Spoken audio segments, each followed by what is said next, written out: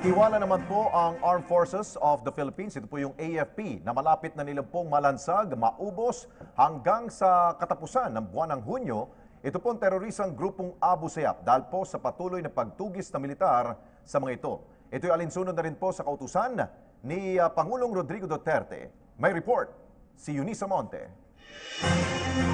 Bilang pagtugon sa deadline ng Pangulo na ubusin na ang teroristang grupo ng Abu Sayyaf pagsapit ng June 30, 2017, kumpiyansa ang militar na malapit nang maubos ang teroristang grupo na unti-unti nang nawawala ng direksyon dahil sa mga napapatay nitong leaders at sub-leaders. Sa katunayan, itong Miyerkules ng umaga, 2 Abu Sayyaf members ang napatay matapos ang engkwentro sa pagitan ng mga sundalo mula sa 10th Infantry Battalion. Di patukoy ang pagkakakilanlan at kung kaninong grupo kabilang ang 2 nasawi, samantalang tumakbo naman sa iba't ibang direksyon sa Patikul Sulu ang humigit kumulang 15 natitira pang miyembro ng Abu Sayyaf.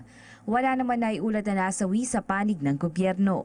Base sa tala ng Joint Task Force Sulu, simula February 21 hanggang May 17, umabot na sa mahigit 70 na po ang na-recover na firearms, 49 ang napatay at 42 ang sugatan sa panig ng kalaban. Samantala, kinumpirma naman ni Brigadier General Cirilito Sobejana, Commander ng Joint Task Force Sulu, na tuloy-tuloy ang mas pinag-igting na operasyon ng militar laban sa natitira pang teroristang grupo na naglalaro na lamang sa bilang na 80 to 120 ang miyembro sa Sulu. Naniniwala rin ang militar na malapit nang maubos ang teroristang grupo, bunsod na rin ng walang tigil na operasyon ng pinagsama-samang puwersa ng gobyerno at sa tulong na rin ng mga sibilyan.